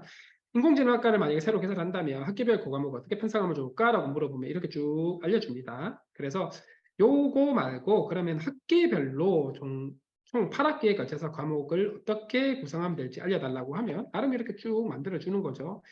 제가 이쪽 전문가는 아니라서 잘은 모르겠지만 제법 제가 볼 때는 괜찮아 보이기도 하고 어떤 거는 너무 구체적인 게 있는 것 같기도 하고 학부 수준에서 커버하기 어려운 부분들이 있는 것 같기도 해요. 여기 있는 어드버서리얼 러닝 이런 것들은 좀 그럴 수는 있지만 어쨌든 꽤 괜찮아 보이는 것 같습니다. 그렇죠? 이런 도움을 받을 수 있고요. 네, 코딩 교육에도 도움을 받을 수 있습니다. 만약에 자료구조 수업을 하신다라고 하면은 수업 시간에 DFS를 구현하는 코드를 파이썬으로 짜줘 이렇게 하면 되게 잘 짜준단 말이죠. 이런 초거대 AI를 활용해서 코딩 혹은 프로그래밍에 어떤 도움을 받을 수 있을지 이런 것들을 아예 실습 시간에 함께 하는 것도 굉장히 좋은 방법일 것 같고요. 네, 교수님들 같은 경우는 어떤 수업도 수업인데 학생들 상담, 면담 이런 것들도 되게 중요한 부분 아니겠습니까? 교육자니까. 그래서 이런 내성적인 성격의 대학교 3학년 학생이 진로 상담을 하러 온다는데 뭘 해야 되지? 고민되실 때는 그냥 챗GPT한테 도움을 받으실 수 있어요. 내성적인 성격의 대학교 3학년이라는 거 관점에서 진로가 이제 취업을 해야 되니까 경력 준비 이런 내용도 들어가는 것 같고요. 내성적이니까 이런 것들을 좀 더 챙겨봐야 된다 하는 얘기들도 제법 잘 해주는 것 같습니다. 여러 가지 관점에서 도움을 받을 수 있죠. 그래서 제가 세 가지 정도 사례를 보여드렸는데 보시면 공통적인 부분이 있습니다. 첫 번째는 이 초고대 AI한테 100점짜리를 기대하시면 안 돼요. 한 70점, 80점짜리를 몇 분 안에 만들어준다, 초안을. 그런 관점에서 보시면 만족도가 굉장히 올라갑니다. 그리고 제가 시킨 명령들을 보면은 기본적으로 굉장히 제가 원하는 걸 구체적으로 많이 적어주고요. 그래서 예를 들면 이렇게 되는 거예요. 초등학생도 이해할 수 있게 적어달라. 혹은 이 의견이나 이 주제에 대해서 반대하는 사람들을 설득하기 위한 논조로 적어달라. 이런 것들이 들어가면 거기에 맞춰가지고 똑같은 내용이라도 톤이, 표현하는 방법이 완전히 달라집니다. 그리고 뭔가 좀 부실하다 싶으시면 예시를 보여주면 훨씬 더 잘하고요. 그 예시 보고. 그리고 내용 자체가 많이 부족하다 싶으시면 아무래도 안 되겠다. 그러면 영어로 시키시면 훨씬 더 잘합니다. 왜냐하면 영어로 훨씬 더 많은 데이터를 학습했기 때문이에요. 제가 그 수업 시간, 그 수업 구성할 때 이렇게 보여드렸던 것처럼 인터랙티브하게 한번 시키고 결과물을 받고 끝내지 마시고 그걸 가지고 추가적으로 요구를 더하시거나 수정을 요청하시거나 하면은 훨씬 더 양질의 원하는 결과를 얻으실 수 있고요. 기본적으로 AI는 도구입니다. 도구다 보니까 굉장히 다양한 분야에서 활용을 하시게 될 텐데 그 차별화 포인트는 사실 해당 분야에서의 전문성, 전문적인 지식과 역량에서 나온다고 보시면 될 것 같아요. 그래서 본인의 아이디어, 해당 분야에서의 역량 이런 것들로 차별화를 시켜야 90점, 100점짜리가 만들어진다는 말씀 꼭 드리고 싶고 학생들한테도 꼭 말씀드리면 좋을 것 같아요. 그리고 아직 이제 시작이거든요. 여전히 부족한 부분도 많고 팩트가 아닌 얘기를 하거나 편향적인 얘기들을 하거나 할 수 있습니다. 그러다 보니 초창기라서 실수를 할 수 있고 그런 것들 유념을 해두셔야 된다는 거고요. 하시면 안 되는 겁니다. 지금부터. 정확한 정보를 100% 보장하지 않습니다. 네. 이 초고대 AI는 다음 단어 맞추기로 학습이 된 모델이에요. 그래서 옳은 정보든 틀린 정보든 어쨌든 주게 되면은 글을 기가 막히게 씁니다. 그러다 보니 그 글이 팩트라는 보장을 할 수가 없어요. 그래서 내용의 정확성이 중요할 때는 항상 더블 체크를 하셔야 되고 한국어를 잘한다고 한국에 대한 이해도가 높은 건 아니죠. 특히 외국인들 똑같습니다. GPT-3든 4든 한국어를 잘한다고 해서 한국의 문화나 법이나 제도에 대한 디테일을 완전하게 이해하는 건 아닙니다. 그래서 주의를 하셔야 되고요. 엊그저께 오픈AI에서 몇 가지 설정을 하면은 학습에 활용도 안 하고 데이터 저장도 하지 않겠다라고 아마 EU의 어떤 규제에 관련돼서 좀 대응책을 내놓을 것 같긴 한데 어쨌든 이 데이터 자체가 외부로 반출되는 거다 보니 보안이 중요한 내용을 쓰시는데 주의를 하셔야 됩니다. 특히 해외 건 더 그렇고요. 국내 거 같은 경우는 계약이나 이런 문제들을 계약을 통해서 방법이 있습니다. 최신 정보는 가정법 같은 걸 통해서 조심스럽게 쓰면 활용하실 수 있는데 기본적으로는 쓰실 때 주의를 하셔야 됩니다. GPT-4가 3월 14일 공개됐죠. 그러면서 이제 글만 입력을 받는 게 아니라 사진도 입력으로 받을 수 있습니다. 그러다 보니 재미있는 사진 가지고 유머와 관련된 대화를 할 수도 있고요. 차트를 주면 차트를 해석하는 분석 글도 쓸 수가 있습니다. 훨씬 업무 생산성이 좋아지겠죠. 전문 지식과 관련된 많은 벤치마크에서 GPT 3.5 대비 훨씬 좋아졌습니다. 미 변호사 시험 3.5가 통과해서 굉장히 충격을 줬는데 그때는 하위 10% 점수였습니다만 이제는 상위 10%까지 올라오고요. 1세트, 세트, GRE 등등에서 거의 상위 클래스의 점수를 보여줍니다. 다국어 이해 능력 그리고 글쓰기 능력이 3.5 대비 많이 좋아졌고요. 강학습을 통해서 고질적인 팩트가 아닌 글을 쓰는 부분들도 상당히 많이 완화됐다고 해요. 2월 8일부터인가 마이크로소프트가 빙 검색 엔진에 챗GPT를 적용을 했는데 그건 이미 GPT-4 버전이 들어갔다고 얘기를 합니다. 그리고 마이크로소프트의 클라우드 오피스 프로그램인 365에 GPT-4를 적용을 해서 코파일럿, 365 코파일럿이라고 해서 하반기 정도면 프로덕트를 선보일 거라는 설이 있습니다.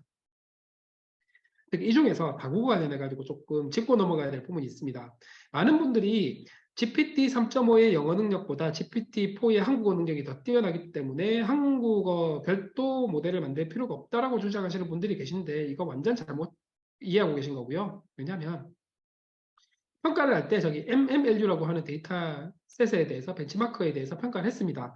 근데 GPT-4의 다국어 능력 평가를 할 때는 저 MMLU라고 하는 데이터를 그냥 번역기를 돌렸어요. 벤치마크 데이터에 대해서 번역기를 돌릴 때 굉장히 주의해야 되는 것은 꼼꼼하게 품질 평가를 하지 않으면 문제 자체가 잘못되는 경우가 굉장히 많습니다. 품질이 굉장히 떨어지고요. 이건 제가 직접 클루라고 하는 데이터셋을 만들 때 블루 데이터를 번역기를 돌려보고 나서 뼈저리게 느낀 부분이라고 보시면 될 것 같습니다. 그래서 저기 나와 있는 것처럼 77점대 GPT 3.5 70점으로 비교를 하면 안 되고요. 저점수가 아니게 될 수 있습니다. 그래서 그냥 정확하게 비교를 하려면 70점 대 GPT-4 영어 85점, 5점 맞을 거예요. 똑같은 데이터니까. 나머지는 GPT 3.5 대비 그냥 다국어 능력이 좋아진 것 같다까지만 이해를 하시면 됩니다. 사실 이게 가장 파급력이 큰 것 같습니다. 3월 24일 날 챗GPT 플러그인을 발표를 했어요.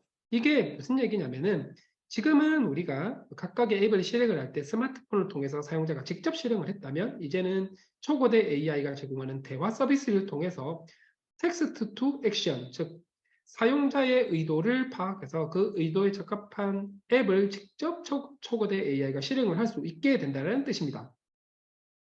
이제 제가 결혼기념일이 다가옴에 따라서 와이프한테 혼나면 뭐 해야 되지 하면은 초거대 AI가 그러면 검색을 딱 해가지고 요즘 이런 장소가 핫하고 이런 선물이 핫하다는데 준비해 보시면 어때요? 라고 하면 와 좋은 생각이다 하는 순간 예약 앱을 돌리고 쇼핑 앱을 돌리고 해서 다 만들어줄 수가 있다는 얘기예요. 또 자비스의 현실화 혹은 허의 현실화 이런 것들이 된다는 얘기죠. 초거대 AI가 어쨌든 글쓰기밖에 못하는 부분을 직접 모델의 복잡도를 올려서 해결하는 게 아닌 플러그인을 통해서 앱을 실행하는 형태로 연결을 하게 된 거고요. 이게 굉장히 편해지고 새로운 혁신을 가져오는 것에 대해서는 의심할 여지가 없습니다만은 또 고민을 해봐야 될 필요가 있습니다. 왜냐하면 지금 앱을 실행할 때 앱 각각의 데이터가 저장이 됩니다. 근데 저 초거대 AI를 통해서 대화로 앱을 실행을 시키면 나의 의도와 나의 대화들이 앱과 매핑이 된 정보가 모두 저 초거대 AI 기업에 저장이 된다는 얘기예요. 마이 데이터 이런 거 다 무용지물이 될 수도 있다라는 뜻입니다. 경우에 따라서는 글로벌 기업에 그냥 저장이 되는 거예요. 데이터 주권, AI 주권, 송두리째 날아갈 수 있다는 뜻입니다. 이 때문에 정말 경쟁력 있는 초거대 AI 대한민국에서 만들어야 된다. 이런 것들이 더 중요해졌다. 이렇게 보시면 될 것 같습니다. 교수님들 같은 경우는 논문 많이 읽으시죠? 예, 마이크로소프트에 엣지라는 브라우저가 있습니다. 그 엣지에 아카이브 같은 논문 사이트를 펴놓고 옆에 채팅에 저희 챗GPT를 연결을 하면 논문 펴놓고 이 논문에 대해서 물어보면 대답을 쫙쫙쫙 해줍니다. 이렇게 편하게 쓰실 수 있고요. 저도 요즘 이렇게 많이 씁니다. 이렇게 AI가 잘하다 보니 퓨처 오브 라이프라고 하는 그룹들에서 우리 인간적으로 너무 이렇게 치고 나가고 있으니 GPT-4급의 실험은 좀 6개월 동안 쉬자라는 주장을 하게 되고 성명서를 발표를 하죠. 일론 머스크를 포함해서 굉장히 많은 사람들이 서명을 했다고 합니다. 그걸 보고 딥러닝 4대 천왕종 2명인 얀 누쿤과 앤드류 용은 무슨 현실성 없는 소리냐라고 하면서 대담을 또 하기도 하죠. 실제적으로 일론 머스크는 여기에 서명해놓고 자기는 트루스 GPT 만들겠다라고 하고 있죠.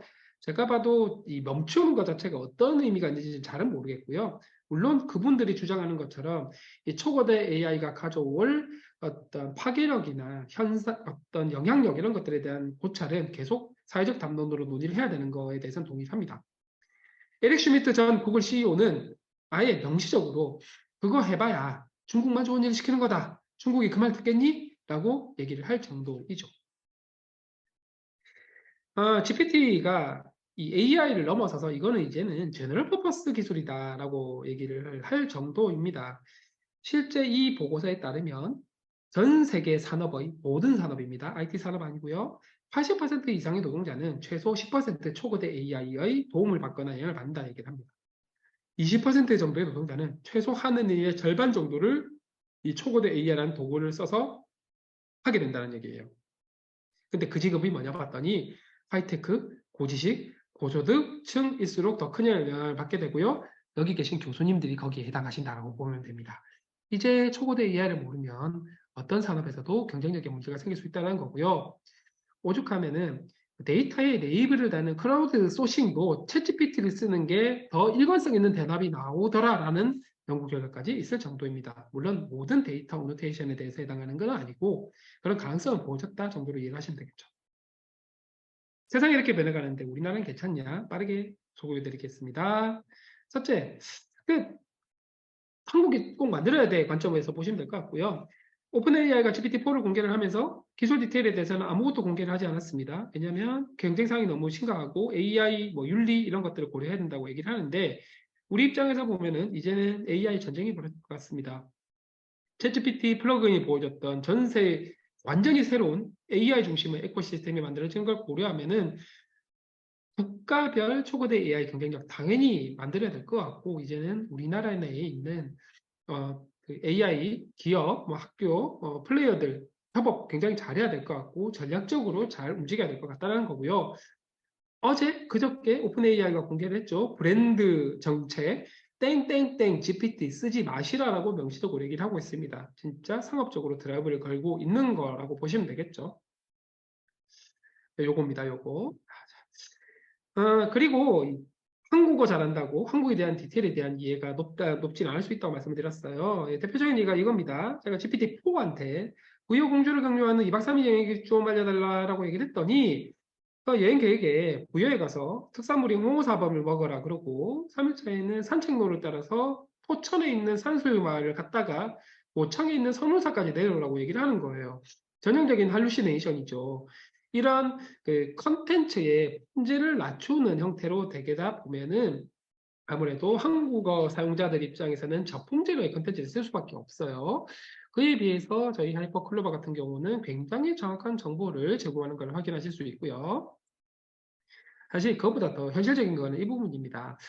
네, GPT-4가 AI는 토큰 사전을 기반으로 해서 토큰 사전에 있는 토큰들을 막 긁어다가 글을 씁니다. 그리고 저 토큰 사전의 크기가 GPT-4는 10만 개를 쓰는데요. 당연히 다국어니까 영어에 최적화가 되어 있고 한국어 같은 비주류 언어는 굉장히 비효율적으로 배치가 되어 있어요. 그러다 보니까 오늘 저녁은 스테이크지라고 하는 저 표현에 대해서 토큰을 21개나 써야 됩니다. 근데 똑같은 표현에 대해서 하이퍼클로바는 7토큰만 쓰면 돼요. 이렇게 보면 무슨 얘기가 되냐면 똑같은 표현인데 오픈의 GPT-4를 쓰면 가격은 3배가 더 비싸고요. 왜냐하면 토큰 단위로 과금을 하니까. 글 쓰는 속도는 3분의 1로 느려집니다. 왜냐하면 토큰 단위로 글을 쓰니까요. 글을 쓸 때 이전 모든 대화의 맥락을 보고 글을 쓰는데 이 볼 수 있는 글의 길이도 3분의 1로 줄어든다는 거예요. 글의 품질도 나빠진다는 얘기죠. 현실적으로 한국어 중심의 초고대 AI 만들어야 되는 이유입니다. 자, 실제로 저만 이렇게 케이스 바이 케이스로 한 게 아니고 이런 블로그가 있어요. 한국어는 영어 대비 무려 4.5배나 손해를 본다. 비용을 더 많이 낸다라고 얘기를 합니다. 그나마 알파벳 언어들은 뭐 프랑스어, 스페인어 이런 언어들은 좀 나은 편이에요. 30%만 더 내면 되는데 일본어, 한국어, 아랍어, 중국어는 손해를 볼 수밖에 없다. 그러면 각 국가별 언어를 중심으로 하고 주요 언어인 영어나 몇 가지를 더 넣은 형태로 각 국가별 초거대 AI를 반드시 확보를 해야지 그 언어를 쓰는 사용자들에게 최상의 서비스를 제공할 수 있다는 뜻이 된다는 얘기죠. 그러면은 문제는 그거죠. 알겠는데 능력이 있어야죠. 정말 경쟁력 있는 AI를 만들 수 있어야 글로벌 스탠다드에도 맞출 수 있고 경쟁력 자체가 뒤처지지 않으니까. 일단 대한민국이 전 세계 초거대 AI 경쟁력 2, 3위는 합니다. 즉 미국, 한국, 중국 요 세 나라밖에 초거대 AI 생태계가 만들어져 있지 않아요. 초거대 AI를 만들 수 있는 나라도 정말 많아야 5-6개 정도입니다. 그만큼 경쟁력이 있고요. 특히 네이버 같은 경우는 하이퍼클로바를 전 세계에서 세 번째로, GPT 포함해서 세 번째로 만들어내서 이미 상당히 많은 경험을 쌓고 있고요. 데이터도 중요하고 인프라도 중요하지만 이 연구하는 능력도 되게 중요하죠. 저희가 제탈파 보고서 해외에 있는 AI 연구 역량 분석 기업입니다. 개수로는 어쩔 수 없는데 사이즈 차이가 있으니까요. 근데 이 영향력 있는 논문 비율, 전체 발표 논문 대비 영향력 비율로 치면 전 세계 6등을 했습니다. 구글, 스탠퍼드, MIT도 저희 뒤에 있어요. 그만큼 연구 영역이 충분히 뛰어나다고 보시면 될 것 같고 이 멤버들의 대부분이 하이퍼클로바를 만드는데 다 투입이 되어 있습니다.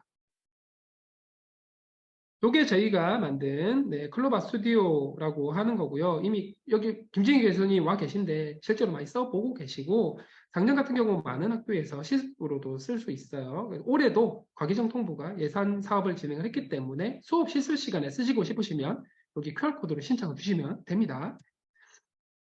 그래서 요거에 오픈 AI도 플레이그라운드도 이렇게 서비스를 했고요. 요즘은 챗GPT 나오기 전까지 이걸 많이 썼었습니다. 시간 관계상 넘어가고요. 그리고 저희 사내병원에서도 이 하이퍼클로바를 활용을 해서 어떤 저기 뭐죠? 페이셜 그 환자분들에 대한 코멘트를 적는 걸 초고대 AI로 의사분들이 쉽게 활용하고 있고요. 클로버 노트는 이미 학생분들 굉장히 많이 쓰고 계실 거예요. 그래서 넘어가도 될 것 같습니다. 이 수업 강의들 하이퍼 클로버가 또 요약까지 굉장히 잘 해줍니다. 그리고 가장 의미 있는 서비스가 이런 것 같습니다. 네, 전국에 계신 독거노인 어르신들에게 전화를 걸어주는 말벗 서비스고요. 클로버 케어 콜 서비스입니다. 세계 최초 서비스고 작년에는 기억하는 기능까지 저희가 넣었습니다.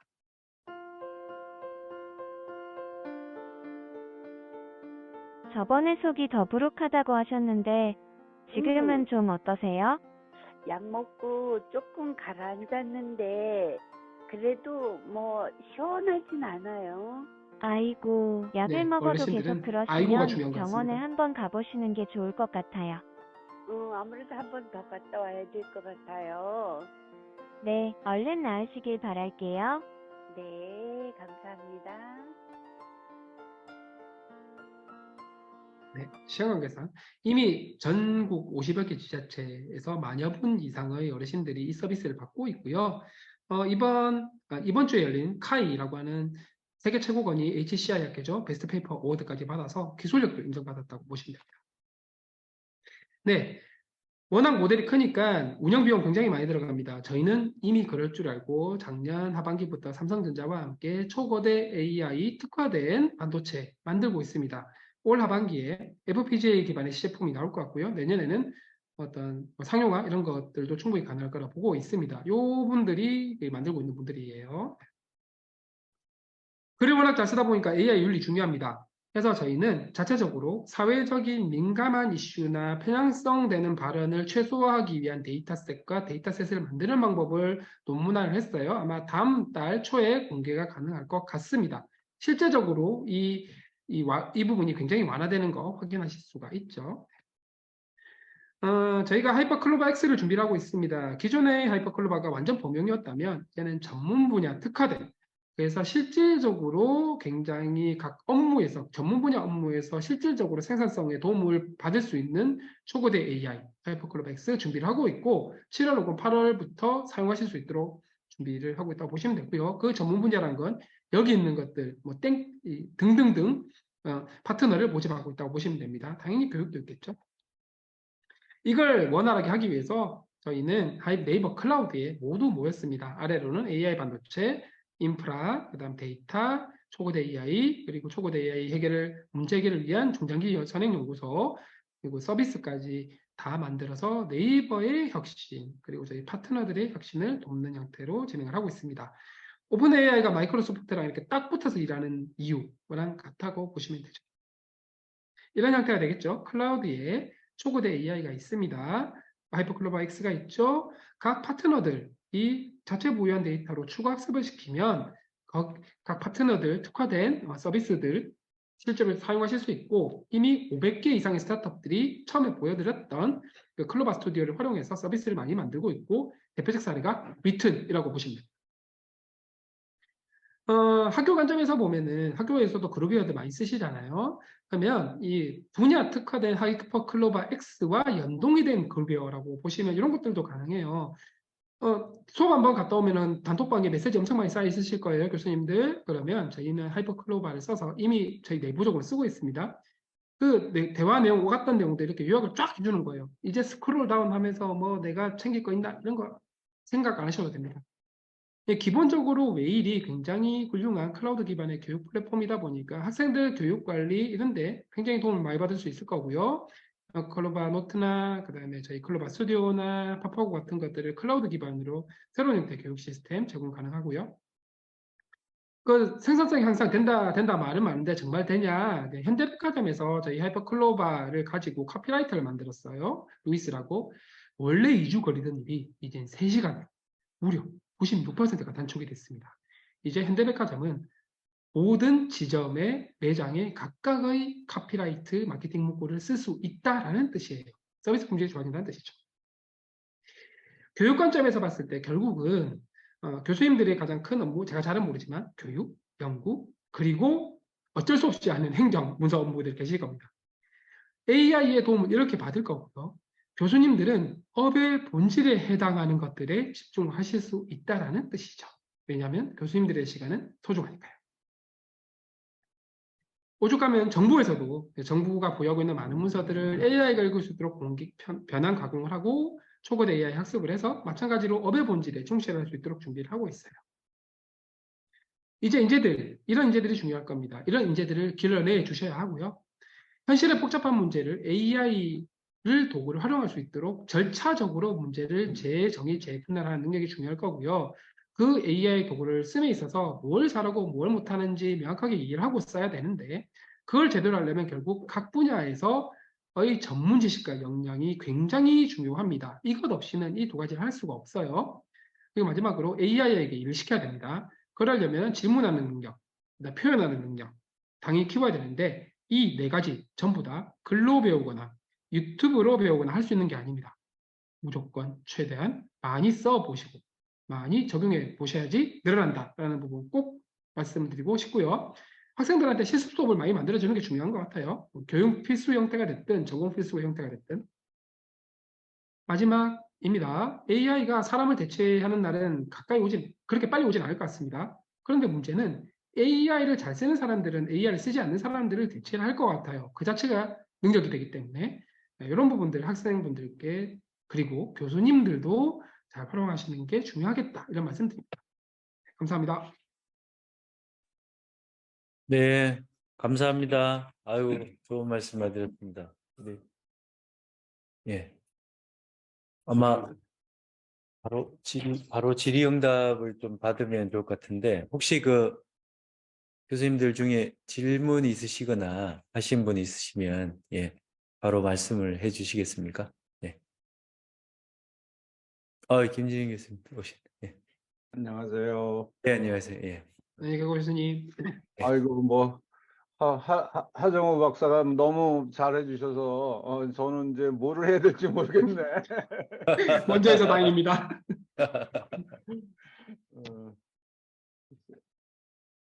예, 어떻게 뭐 제가 시작을 할까요? 저는 제가 부탁받기는 교육에 관한 얘기를 좀 해달라고 그래서 앞에 잠깐 뭐 챗GPT 얘기 조금 하고 우리 교육 어떻게 했으면 좋겠는가 얘기를 하려고 이렇게 준비를 했습니다. 그랬더니 뭐 두 쪽이 다 이렇게 부실하네요. 우리 하정우 박사님 말씀하신 거 보고 나니까 특히 더 그런 생각이 드네. 아니, 예, 가당치도 않습니다. 예. 그럼 저는 나가봐도 될까요? 다음 미팅이 있어서. 네, 하정우 박사님. 예, 또 네, 다음 네. 하정우 박사님 하겠습니다. 수고했어요. 네, 네. 네, 네네, 네, 교수님들 그러면 다음에 감사합니다. 뵙고 인사드리겠습니다. 네, 네, 감사합니다. 감사합니다.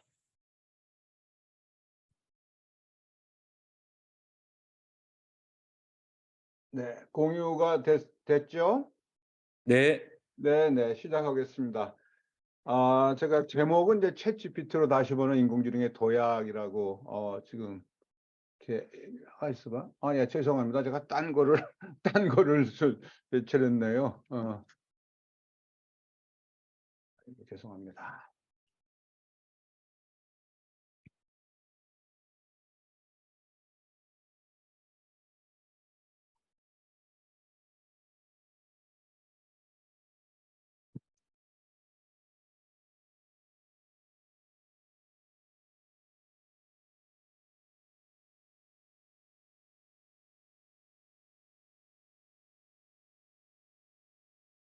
네. AI 확산의 시대, 바람직한 AI 소프트웨어 교육 이렇게 제목을 정했습니다. 지금 뭐 교육부하고 계속 제가 교육부 자문위원도 그렇습니다만 하여간 지금 오랫동안 교육부하고 저하고 의견이 대립됐던 것이 AI 교육이란 말을 교육부에서는 AI를 이용한 교육 뭐 이런 거로 계속 해석을 하려고 노력하고 있고 저는 AI 자체에 대한 교육 제대로 안 하면 큰일 난다 그런 식으로 계속 목소리를 높이고 있습니다. 그래서 뭐 오늘도 아마 저는 두 번째 AI 자체에 대한 교육 이걸 좀 잘해야 된다 이런 쪽으로 주제를 이끌어 가겠습니다.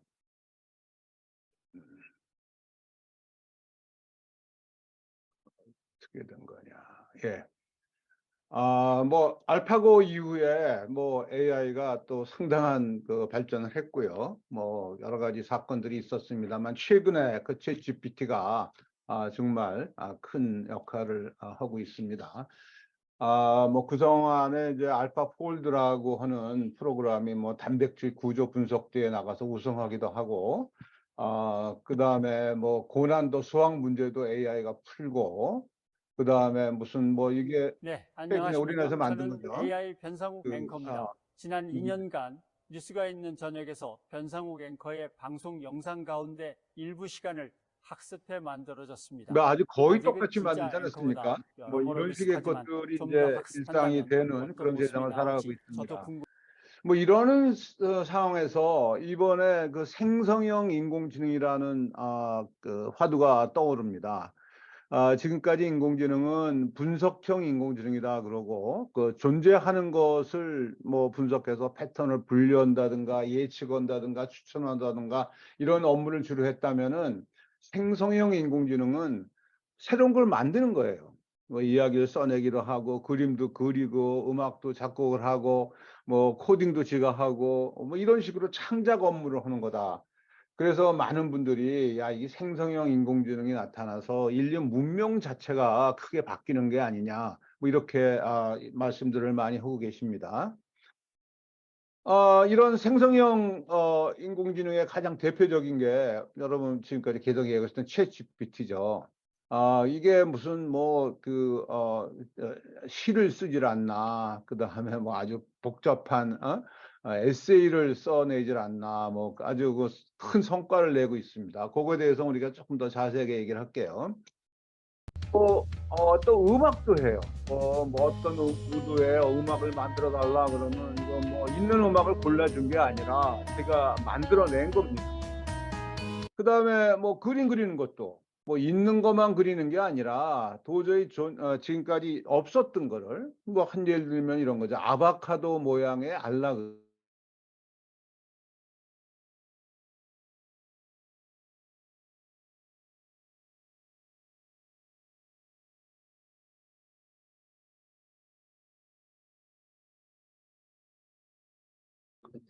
전화를 드려.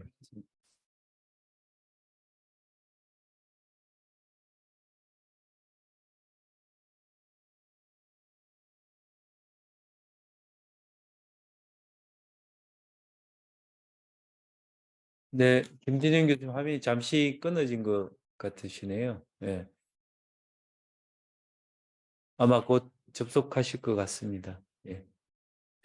혼자 말을 하고 네트워크 문제인 것 같은데. 예. 나가셨나? 예. 계시죠. 예, 예.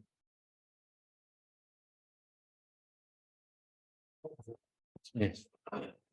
네, 다시 들어오시. 교수님 음소거 되어 있습니다, 현재. 김진영 교수님. 예. 이거 왜 자꾸 중간에 바뀌는데 그럼? 예, 네, 네트워크 문제인 것 같은데. 네, 네. 예, 말씀하시죠. 예, 챗GPT가 작년 연말에 나타났는데 교수님 화면 공유 부탁드립니다. 예. 이거 다 다시 해야 되는 거네. 예. 천천히 하시죠. 예. 예, 됐습니까? 네, 교수님. 네, 네. 아이고 죄송합니다. 예, 그 작년 11월에 하여간 그 챗GPT가 나타났는데 뭐 다 아시는 것 같이 자연 언어로 대화하는 챗봇이다 이렇게 이해하면 되겠는데 뭐 엄청나게 빠른 속도로 지금 활성화가 되고 있다라고 말씀드리고요. 뭐 이 챗GPT는 근본적으로 데이터 학습으로 만들어진 겁니다. 근데 뭐를 배웠냐? 언어 자체를 학습을 했고요. 그 다음에 대화하는 방법, 언어하는 거고 대화하는 거고는 다른 차원이죠. 그 대화하는 방법을 학습했고, 그 다음에 사람이 좋아하는 게 뭔가 하는 걸 또 학습을 했어요. 그래서 그걸 가지고 이제 그 챗GPT는 입력 패턴에서 주고 난 다음에 다음 문장을 뭐가 만들면 좋은가 하는 것을 생성하는 프로그램으로 만들어낸 거죠. 그래서 이런 그 챗GPT를 이용해서 자연어로 대화를 하고 그 다음에 문서를 요약한다든가 질의응답을 한다든가 문장을 완성한다든가 하는 그런 기본 능력을 가지고 지금 이제 다양한 분야에서 활용을 하는 거죠. 그 분야 어디에서 뭘로 활용할 거냐 하는 거는 뭐 고객들이 결정을 할 수밖에 없는 거 아니겠습니까? 뭐 저도 간단하게 제가 인공지능 캠프를 한다면은 어떤 실습을 하는 게 좋은가 하고 던져봤더니 아주 아주 잘해요. 뭐 개념 학습도 하고 머신러닝 학습도 시키고 그다음에 뭐 프로젝트도 같이 하고 이런 식으로 뭐 얘기를 잘 해주더라고요. 또 코딩도 잘하죠. 그래서 간단한 코딩 한번 해봐라 그래 줬더니 맨 처음에 이제 약간의 이게 뭐 오류가 있죠. 그러니까 데이터를 체크를 안 해요. 그래서 제가 데이터를 이제 뭐 중복해서 주기도 하고 합리적인 숫자를 벗어나는 숫자를 입력을 하기도 하고 그러니까 이게 틀리더라고요. 그래서 내가 너 틀렸다 그러고 지적을 해주니까 그 다음에 그걸 고쳐 갖고 왔어요. 그래서 이런 식으로 코딩을 해내는 능력이 있다라는 거죠. 네. 뭐 이런 식으로 제가 그 노래 가사를 주고 야 이런 분위기 나는 시들 접어라. 그 옆에 저 오른쪽에 있는 게 뭐 이런 시를 지어내기도 하고. 그다음에 뭐 저 어느 분이 얘기해서 저도 따라 해봤는데 아침 드라마 그 드라마의 그 스토리를 한번 만들어 봐라. 뭐 아주머니들이 뭐 출생의 비밀이 있어야 되고 뭐 나쁜 사람이 등장하고 삼각관계가 만들어지고 그랬다가 해피엔딩으로 끝나는 그런 드라마였으면 좋겠다 그랬더니 이제 그런 그 드라마 스토리를 이렇게 만들었어요. 그래서 제가 야 그건 너무 재미없다. 그러니까 혹시 요즘에 마약 같은 거 사건이 많으니까 마약 들어가는 거를 만들어 봐라 그랬더니 이렇게요. 뭐 국회의원 딸이 마약을 했는데 뭐 그 마약 밀매 단속을 하기 위해서 나타난 청년 형사가 나타났는데 둘이 뭐 사랑을 하게 된다. 뭐 이런 식으로 아주 재미난 그런 이야기를 지가 만들어내는 겁니다. 그다음에 영어 문장을 주고 영어를 좀 고쳐주라. 근데 고쳐주는데 야 뉴욕 타임스 스타일로 좀 고쳐줘. 아니면 오바마 연설문 형태로 고쳐줘. 이런 것이 다 가능하거든요. 이게 놀랍죠. 그다음에 잘 배워요 또. 제가 삼행시 지어봐 그러니까 맨 처음에 못하더라고요. 그래서 삼행시란 건 이런 거야 하고 삼행시를 가르쳐 줬더니 몇 개를 가르쳐 줬더니 그 다음에 뭐 제가 손흥민 하니까 손흥민을 가지고 뭐 손흥민이 뛰어나게 흥미를 선사하며 민중의 사랑을 받는다 이런 식의 삼행시를 짓더라고요.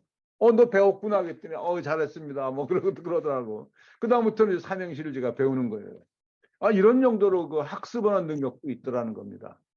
뭐 GPT-4는 영상을 보고 또 그 생각을 할 수가 있거든요. 그래서 이 풍선을 돼 있는데 줄을 자르면 어떻게 될 거냐?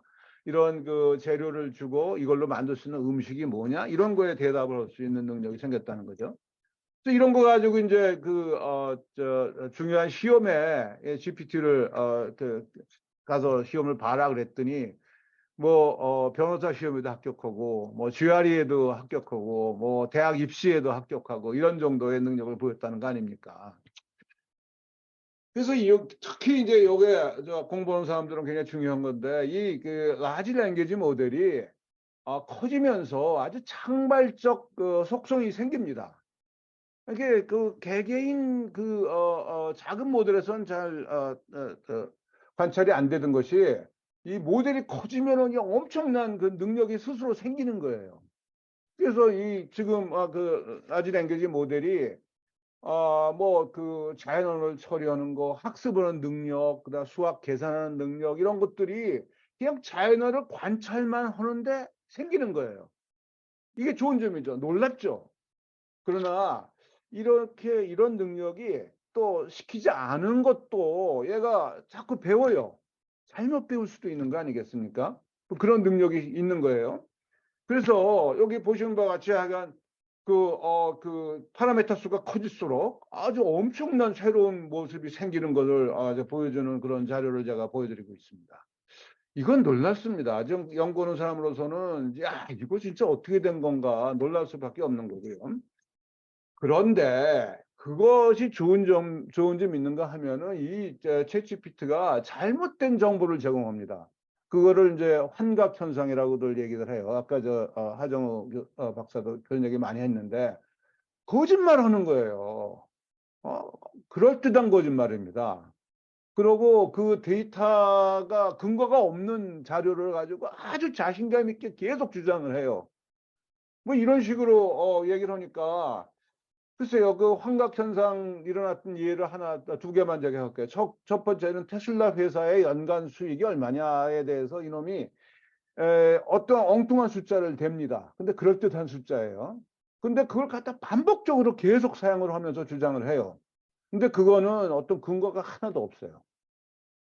또 더 놀라운 거는 갤락티카라고 논문 쓰는 라지 랭귀지 모델을 만들었는데 여기에 그 사람은 진짜 사람이에요. 그다음에 그 분야 전공자도 맞아요. 근데 그 사람이 쓰지도 않은 논문을 썼다고 지가 만들어 가지고 그걸 인용을 하면서 막 주장을 하는 거예요. 이런 식으로 완전히 거짓말이니까 모르는 사람이 보면은 속을 수밖에 없어요. 내가 아는 분야는 이 자식 거짓말했네라고 알지만 모르는 분야를 제가 어떻게 압니까? 제가 뭐 생명공학에서 어떤 학자 이름은 보니까 실존 인물인데 뭐 그런 거 하면 어떻게 우리가 알아냅니까? 그래서 지금 굉장히 하여간 걱정을 저는 많이 하고 있습니다. 그 다음에 GPT-4가 뭐 계산 능력이 있다 그러는데 오락가락 하는 거예요. 여기 세 사람이 회의를 같이 하기 위해서 언제 회의 시간을 잡으면 좋으냐 그런 문제를 줬더니 엉뚱한 답을 주는 거예요. 그래서 얘가 한국어를 잘 못해서 그런가 뭐 시간이 있습니다. 그러니까 무슨 뜻인지 모르고 가능하다는 게 무슨 뜻인지 몰라서 그런가 보다 해서 영어로 그냥 줬는데도 불구하고 틀리고 있습니다. 그래서 이런 식으로 잘못한 게 너무 많다. 더구나 데이터와 알고리즘에는 편견이 있잖아요. 그 편견을 그대로 다 가져가서 이 챗GPT가 편견을 갖고 있고요. 그 다음에 비윤리적인 것도 배웁니다. 우리나라에서도 사건이 있었지만. 그 다음에 뭐 이런 식으로 AI는 양면의 칼이에요. 근데 그 양면이 다 날카롭고 우리가 잘 이해를 못하는 거죠. 잘 사용해야 되겠죠. 그래서 우리 이런 상황에서 우리 AI 교육 어떻게 할까? 넘어가겠습니다. 다음 주로. 하여간 펜실바니아 대학에서 한 얘기가 저는 가슴에 왁 닿습니다. 야, 챗GPT가 활용 유용성이 있다고 판단을 쓰되 그렇지 않으면 쓰지 말아라 하는 거죠. 그죠? 활용하지 말아라 그러고. 올바른 답변을 얻기 위해서는 구체적으로 질문해라. 그리고 점진적으로 고도화해야지 된다. 한 커다란 틀로 그냥 야 뭐 좀 해줘 그러면은 좋은 답 나오지 않는다. 그 다음에 AI의 답변을 일단 신뢰하지 마라. 왜냐면 거짓말일 가능성이 충분히 많으니까. 그리고 얘가 얘기한 거를 다른 자료로부터 사실을 확인해라. 그 다음에 이걸 당신이 쓸 경우에는 AI 챗봇을 사용했다는 것을 명시하고 이 답을 얻기 위해서 어떠한 프롬프트를 썼는지도 같이 해라. 이런 식으로 얘기를 하고 있습니다. 분명히 좋은 도구인 거는 같아요. 그 다음에 좋은 도구일 수가 있을 것 같아요. 아직은 좀 문제가 있지만. 그런데 이것도 그렇다고 완전히 이거 쓰지 말자고 뭐 우리 옛날 계산기 쓰지 말자고 했던 것처럼 이런 식의 자세를 보여서는 안 된다고 생각을 하고 있습니다. 그래서 AI 소프트웨어 교육을 꼭 저는 해야 된다고 생각합니다. 왜 해야 되냐? 미래가 다 AI 소프트웨어로 만들어지고 이거 잘 쓰던 사람들이 성공할 수밖에 없는 세상인데 이거를 안 배우면 어떡하겠습니까? AI 소프트웨어는 굉장히 깊이 있게 많이 배워야 된다. 저는 이렇게 생각합니다. 지금까지 우리가 중요하다고 생각했던 어떤 뭐 언어라든가 수리 계산하는 능력 그런 것보다 지금 컴퓨팅 AI 능력이 훨씬 더 중요한 능력이 되어가고 있지 않습니까? 그래서 우선 가장 그거의 기본이 되는 프로그래밍 교육은 뭐 꼭 했으면 좋겠다라고 저는 계속 주장하고 있는 사람이고요. 미국 컴퓨터 교사 협회에서 인공지능을 가르치려면 이거를 꼭 해주세요라고 얘기했는데 저는 아주 잘 맞는 얘기인 것 같습니다. 뭐 어떻게 했다라는 거는 중요한 게 아니고 뭐를 한다는 게 중요하지 않습니까? AI는 센서를 이용해서 세상을 인식한다. 그 인식한 세상을 기반으로 해서 의사결정을 한다. 그 다음에 학습도 가능하다. 그 다음에 사람하고 상호작용을 하려면은 사람이 굉장히 복잡한 동물이니까 여러 가지 종류의 지식이 필요로 하니까 지금 간단한 뭐 어떤 게 하나 만들었다고 그거에 대해서 너무 과신하지 마라. 뭐 이런 얘기들을 하고 있습니다. 그래서 AI 소프트웨어 교육 과정의 접근 방식으로 볼 때는 저는 컴퓨팅 사고력 굉장히 중요합니다. 모든 게 다 컴퓨터로 하는 거니까 컴퓨팅 사고력을 강화해야 되고 그다음에 데이터 분석 능력, 그렇죠? 데이터 갖고 다 분석해서 그걸 결론 내서 그걸 가지고 의사결정하니까. 그다음에 프로그래밍 교육을 포함해야 되고요. 프로그램 하는 걸 알아야 되고. 그다음에 기술 윤리, 뭐 이 사회적 그 잠재적 위험도 많고 뭐 윤리적 문제도 많이 야기하니까 그런 거에 대한 대응 방식도 만들어야 되고. 그다음에 이제 소통, 협업 능력, 그렇죠? 그 이런 소프트웨어 도구, 인공지능 도구를 사용할 때 혼자 만드는 게 아니고 관계자들 간에 같이 만들고 문제점들을 같이 얘기해야 되니까 이런 소통, 협력 능력이 굉장히 중요합니다. 또는 이제 창의성을 강조해야 된다. 그래서 이런 도구니까 도구를 이용해서 그냥 그 단순한 일만 하면 되겠습니까? 이런 걸 이용해서 창의적인 해결책을 찾아내는 뭐 이런 능력이 필요한 게 아닌가. 그리고 이런 도구를 학생들이 잘 쓰게 하기 위해서는 저는 흥미 유발이 가장 중요합니다. 그죠? 학생들이 재밌어야 돼요. 그래서 지가 알아서 막 만들고 이렇게 하게 만들어야지 뭐 하기 싫은 거 억지로 시키는 거 이거는 제대로 된 교육이 아니라고 생각을 합니다. 그래서 그 제가 먼저 했던 재능대학에서 이걸 이제 굉장히 강력하게 주장을 했는데 그 소프트웨어 교육, 인공지능 교육은 우선 그 이론 배우고 뭐 이러는 거 그거 먼저 배우다가는 이론이 간단치가 않잖아요. 인공지능이 얼마나 복잡합니까? 그 기계학습 같은 거에 들어가는 여러 가지 수학적 깊이 있는 이론들이 얼마나 많은데 그런 거 배우다가는 완전히 그냥 번아웃, 나가 자빠지는 거죠. 그러니까 그런 거보다는 도구를 이용해서 재미난 걸 만들어 보게 하자. 그다음에 그거보다 조금 더 복잡한 거 만들어 보게 하고 그러면서 필요하다면 근본적인 핵심 이론도 조금 배우고 그다음에 계속 새 걸 만들어 가고 그러다가 뭐 필요하다면은 학생이 그거에 대해서 관심을 갖고 재밌어 하면은 지가 스스로 이론을 공부할 겁니다. 뭐 그런 과정을 만들어 주는 거. 그래서 우선 개발 먼저 해보기. 이론보다는 그것이 저는 굉장히 그 소프트웨어 AI 교육에 중요하다고 생각을 합니다. 그래서 그 교육부나 교육청에서는 어떻게 하게 되겠습니까? 우선 교육과정 좀 개편해서 교사 그 이런 것을 많이 하도록 시간 수도 시수도 늘고지고 그다음에 그 교사들이 어느 정도 그 프로그램 개발할 줄 알아야 되죠. AI를 사용할 줄 알아야 되죠. 저도 뭐 중앙대학에 있을 때 여러분들 지금 하시는 그 AI 융합대학원 프로그램에 참여해서 교육도 했었는데 좀 실망한 거는 거기 오신 분들이 기본 그 컴퓨팅에 대한 기본이 잘 안 돼 있더라고요. 그래서 그분들이 대학원이라고 그 AI 교육 받으러 오셨으니까 굉장히 저는 하여간 당황했고요. 그러고 하여간 뭐 또 나름대로 하여간 제가 생각했던 교육과 과정을 완전히 뒤집어 가지고 새로운 시도도 하고 그랬었는데 진짜 우리 모든 선생님들이 우리 선생님 그러면은 우리나라 사회에서 굉장히 존경받는 좋은 직업을 가지신 분 아닙니까? 사회적 리더들인데 이런 분들이 우리 그 디지털 기술, 인공지능 기술에 너무 모른다는 거는 좀 우리가 생각을 해봐야 되는 게 아닌가 생각합니다.